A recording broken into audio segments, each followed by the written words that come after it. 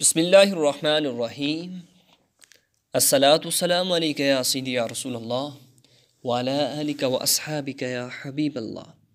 حمد و ثنا اسی اللہ جل مجدہ الکریم کی ذات پاک کے لیے ہے، جس کے سوا کوئی بخشنے والا نہیں، کہ جس کے سوا کوئی معاف کرنے والا نہیں، کہ جس کا ہم پہ بہت بڑا فضل و کرم ہے۔ تو ناظرین، آج میں آپ کو ماہ شعبان کی شب برات کی رات، یعنی کہ بہت ہی عظمتوں والی رات، اس کے بارے میں آپ کو بتانے والا ہوں کہ آپ نے کیا کرنا ہے۔ اس رات اللہ رب العزت کے حضور آپ نے دعائیں کرنی ہیں، اللہ رب العزت کی بارگاہ میں آپ نے بہت کثرت کے ساتھ، بہت ہی زیادہ کثرت کے ساتھ التجائیں کرنی ہیں کہ کریم آقا علیہ السلام نے ارشاد فرمایا کہ اس رات اللہ رب العزت قریب والے آسمان کی طرف نزول فرماتے ہیں۔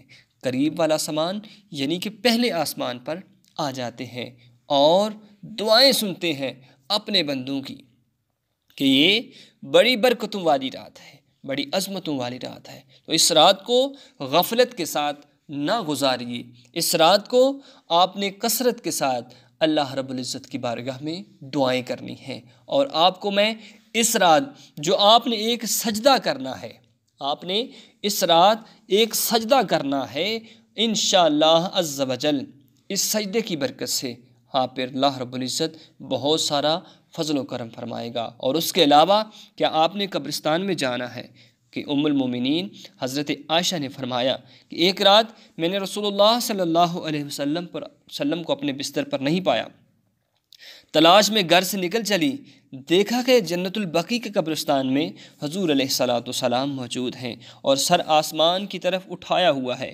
فرمایا کہ کیا تجھے اندیشہ ہے کہ اللہ اور اس کا رسول تیری حق تلفی کریں گے؟ میں نے عرض کیا یا رسول اللہ صلی اللہ تعالیٰ علیہ وسلم، میرا گمان تو یہی تھا کہ آپ کسی اور بیوی کے ہاتھ تشریف لے گئے۔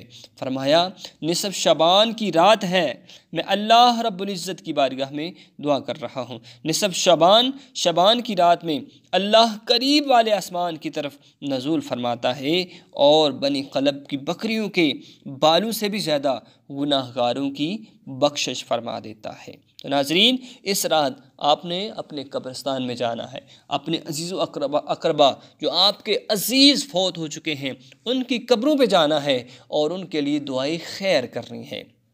دعائیں خیر آپ نے کس طرح کرنی ہے کہ آپ نے ان کی قبروں پہ جا کر آپ نے پہلے درود پاک، درود ابراہیمی ایک دفعہ پڑھ لینا ہے، اس کے بعد ہو سکے تو سورہ فاتحہ سے آغاز کرنا ہے۔ سورہ فاتحہ پڑھ کر آپ نے سورہ بقرہ کا پہلا رکوع اور سورہ بقرہ کا آخری رکوع پڑھ لینا ہے، اور اس کے بعد سورہ یاسین پڑھیں۔ سورہ یاسین پڑھنے کے بعد آپ نے 4 کل جو ہے سورہ کافرون، سورہ اخلاص، سورہ فلق، سورہ ناس کو پڑھ لینا ہے۔ اس کے بعد پھر آپ نے ایک مرتبہ درود ابراہیمی پڑھنا ہے، اور اس کے بعد ہو سکے تو درود تاج پڑھ لیجئے کہ درود تاج کی بڑی برکتیں ہیں۔ درود تاج پڑھ کر آپ نے تمام قبرستان والوں بلکہ تمام امت مسلمہ کے لیے دعائیں خیر کرنی ہے کہ اللہ رب العزت اس دعا کی برکت سے اللہ رب العزت آپ پہ بھی اور آپ کے جو مرحومین ہیں ان پر بھی اپنا خاص فضل و کرم نازل فرمائے گا۔ اور اس رات آپ نے جو ایک سجدہ کرنا ہے، بہت ہی لمبا سجدہ کرنا ہے، جس کے اندر آپ نے 313 مرتبہ سبحان ربی الاعلی، سبحان ربی الاعلی، سبحان ربی الاعلی ایک تسبیح کرنی ہے۔ 313 مرتبہ اس تسبیح کو کرنا ہے، تو لازمی یہ آپ نے کرنا ہے۔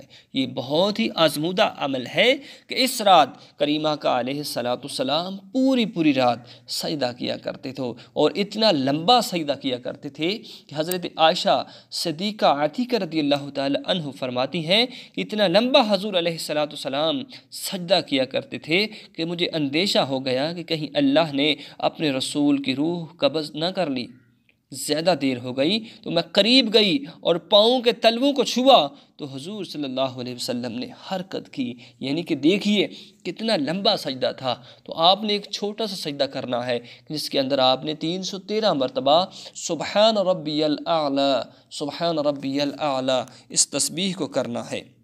اور جب یہ آپ کر چکے تو اس کے بعد آپ دعائے خیر کیجئے، اپنے لیے دعائے خیر کیجئے، تمام امت مسلمہ کے لیے دعائے خیر کیجئے کہ اللہ رب العزت ہم سب پہ اپنا خاص فضل و کرم نازل فرمائے، اللہ رب العزت ہماری مشکلاتوں کو آسان فرمائے اور اس عظیم رات کی برکت سے تمام عالم اسلام کی خیر فرمائے، آمین۔ اگر اچھی لگی ویڈیو تو اس کو اپنے دوستوں تک ضرور شیئر کیجیے گا۔ اجازت دیجیے، اللہ حافظ۔